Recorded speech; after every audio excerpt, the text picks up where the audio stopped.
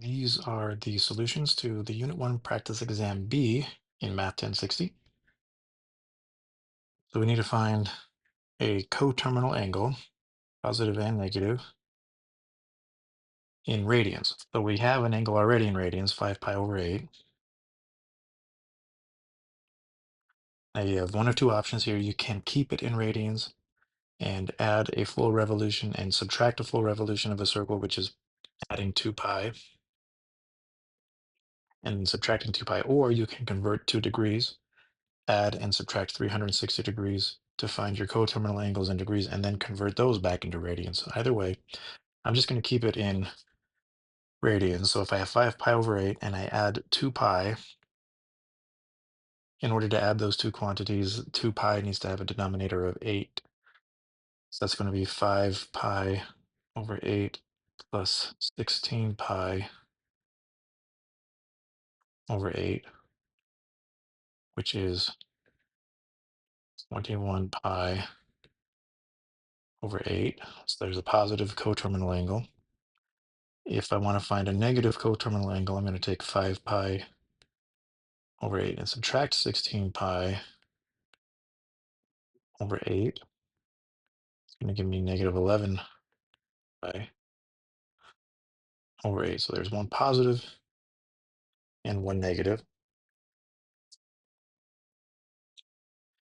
Now convert to degrees. We can use the conversion factor of 180 degrees divided by pi radians. And then multiply 5 times 180 and then divide by 8. This would be 112.5 degrees.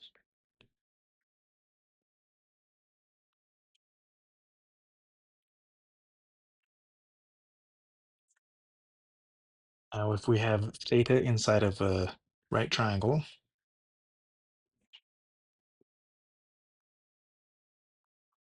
60 degrees right there, and the side adjacent has a length of 42, find the length of the side opposite. So this would be the side opposite of 60 degrees. We need to find an exact value for that side. So we have an angle, we have the adjacent length, and we're trying to find opposite. Opposite and adjacent here would mean, let's use the tangent function. So the tangent of 60 degrees is equal to the opposite length divided by the adjacent length. Multiply both sides by 42. We have the value of x is equal to 42, and the tangent is 60. Now, 60 degrees is one of the special angles that can be found either by using the unit circle or the 30, 60, 90 right triangle. So the unit circle at 60 degrees, and if we use the definition of tangent on the unit circle, it's the y value divided by the x value at that point. So at 60 degrees, the point has a y value of √3 over 2, and we're going to divide that by the x value, which is 1/2. 30, √3 divided by 2 divided by 1/2 is just square root of 3. So the value of the side opposite is 42 √3.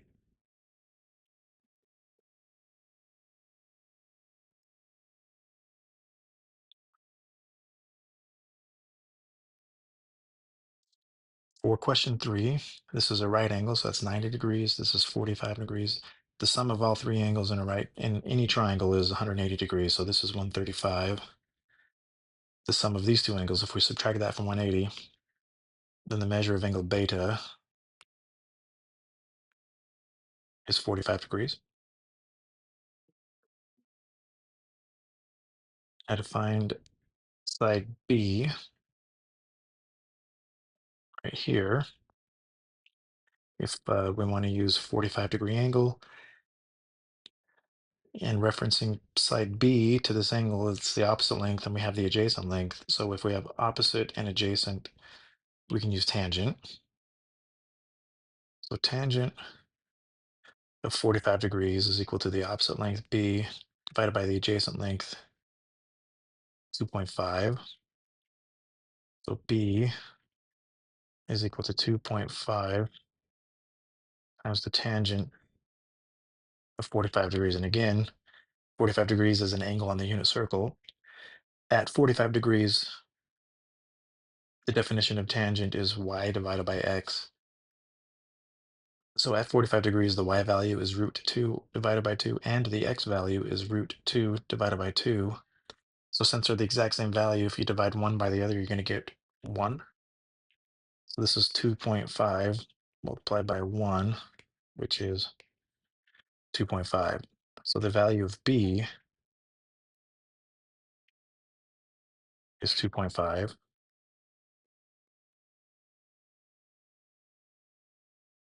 To find side C, we do have a couple of options. We could use Pythagorean theorem, a squared plus b squared equals c squared.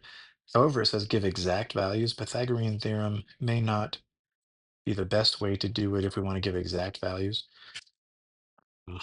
So I'm going to do another trig function to find the hypotenuse. I'm going to use this angle 45 degrees. We have an adjacent length and we have a hypotenuse. So that could be cosine.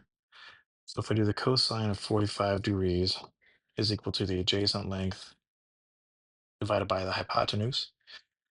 If you multiply both sides by c and then divide by cosine 45, we have c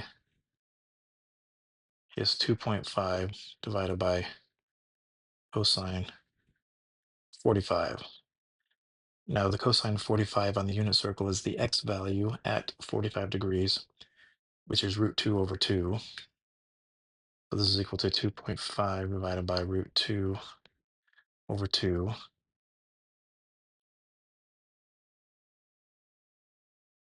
And then if we simplify this, we have 5 divided by square root of 2.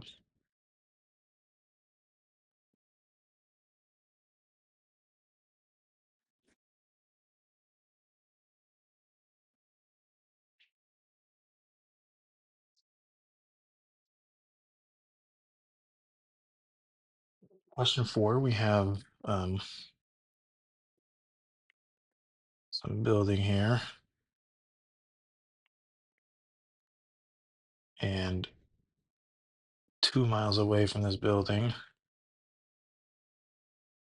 that's the angle of elevation from the ground to the top of the building is 2 degrees. And this distance from the base to that point in the ground is 2 miles. Use information to find the height of the building. We have an angle, we have an opposite length, and we have the adjacent length. So that's opposite over adjacent, which is tangent. So the tangent of the angle 2 degrees is equal to the opposite length divided by the adjacent. Now we have to be very careful in reading this. It says this distance is 2 miles, but they want the height of the building in terms of feet. So 2 miles is going to give us here an answer in terms of miles, which we'd have to convert to feet at the end. I'm going to go ahead and convert this feet or this miles into feet before I solve the equation. So 2 miles, 1 mile is equal to 5,280 feet. So 2 miles would be 10,560 feet. So I'm going to change 2 miles into 10,560 feet.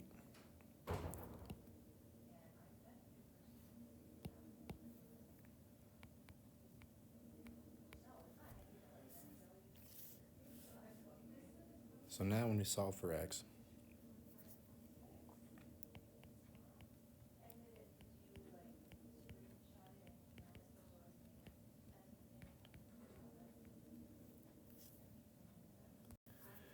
we get here x is approximately, and it says to the nearest tenth of a foot, so that's 368.8 feet.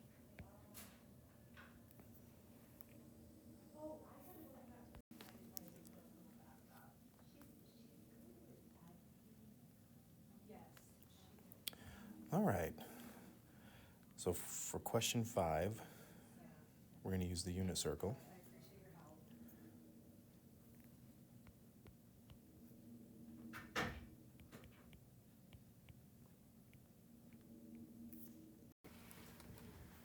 And at 7 pi over 6, the x value, because remember on the unit circle cosine is x value, the x value at 7 pi over 6 is negative root 3 over 2. Number 6, also going to use the unit circle. Negative 3 pi over 4 is at the same spot as positive 5 pi over 4, which is in quadrant 3. In the cosecant, the definition of cosecant on the unit circle is 1 divided by the y value. So at 5 pi over 4, the y value is negative root 2 over 2.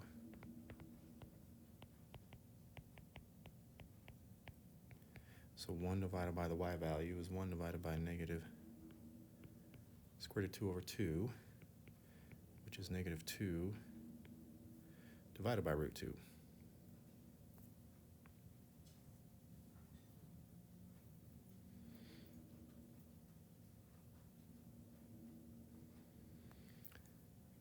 Now, if we know that the cosecant of theta is equal to 4, and theta is in quadrant 2, we need to find the value of the remaining trigonometric functions. So cosecant is r divided by y.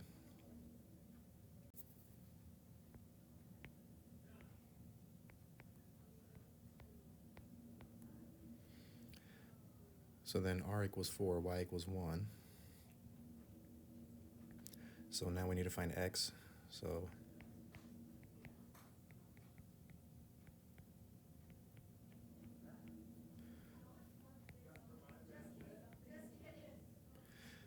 x is equal to the square root of 15. In quadrant 2, x is negative, so this is negative root 15. So to find the value now of the remaining trig functions,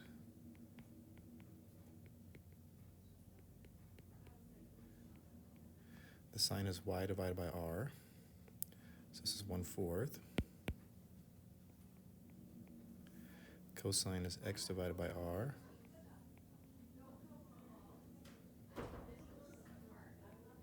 And tangent is y divided by x.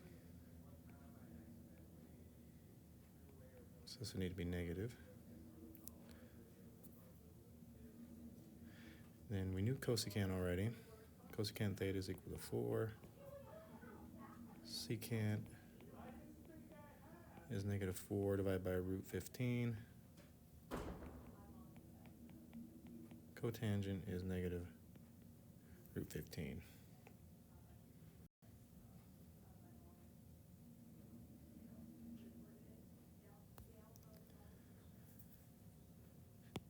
For question 8, we need to find angle measures such that when you evaluate the tangent of that angle measure, you get negative 1.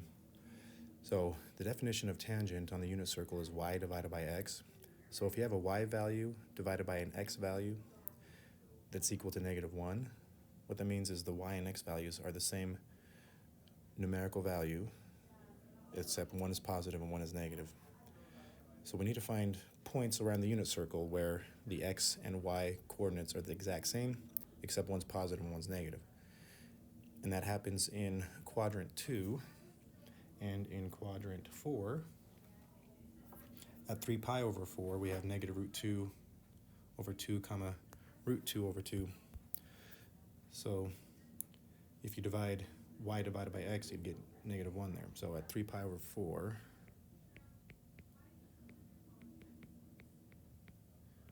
and then all the revolutions of the circle beyond that. And also in quadrant 4, we have 7 pi over 4. Because at 7 pi over 4, we have x is root 2 over 2 and y is negative root 2 over 2. If you divide those, you're going to get negative 1. So 7 pi over 4 plus 2 pi. Okay. Now, we could combine these because 3 pi over 4 and 7 pi over 4, the distance between those as far as radians, the distance in radians is pi. So we could combine these into theta is 3 pi over 4 plus pi k.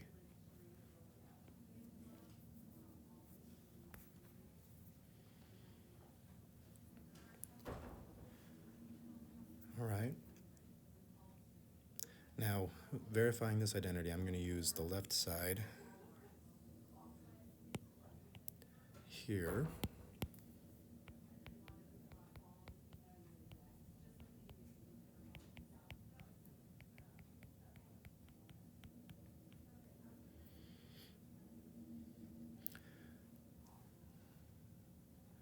So I'm going to go ahead and distribute the sine function into the parenthesis, but I'm also going to change tangent and cotangent.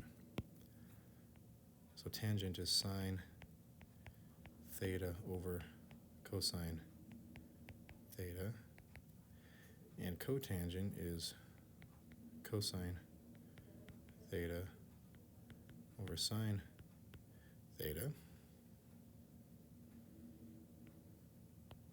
And then if we multiply that by another sine theta,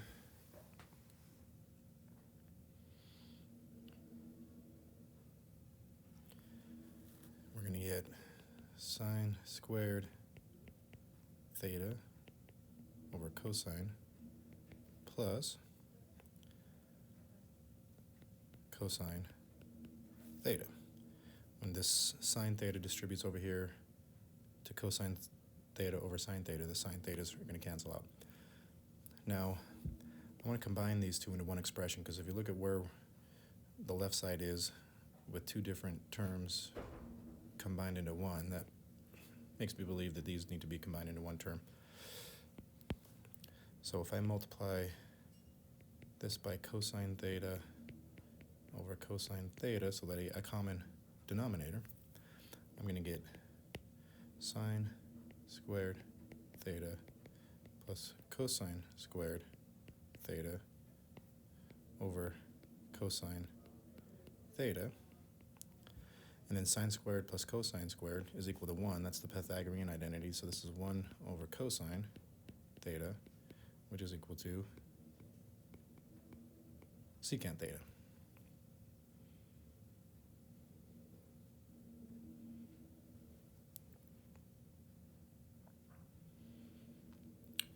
Now, question 10, find the exact values of the 6 trigonometric functions of theta. In lesson 1.6, we expanded the definitions of the trigonometric functions into sine theta is y divided by r, cosine theta is x divided by r, and tangent theta is y divided by x. So we have the x and y value. We just need to figure out r. And remember, r is equal to the square root of x squared plus y squared. So we have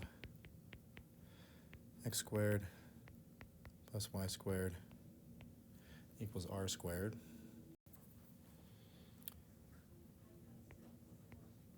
That's 65.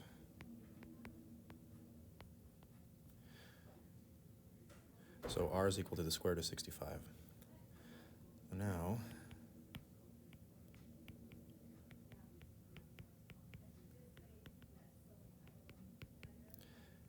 tangent of theta is y divided by r, so this is 7 divided by square root of 65. Cosine is x divided by r. And tangent is y divided by x. Cosecant is the reciprocal of sine. Secant is the reciprocal of cosine. Cotangent is the reciprocal of tangent.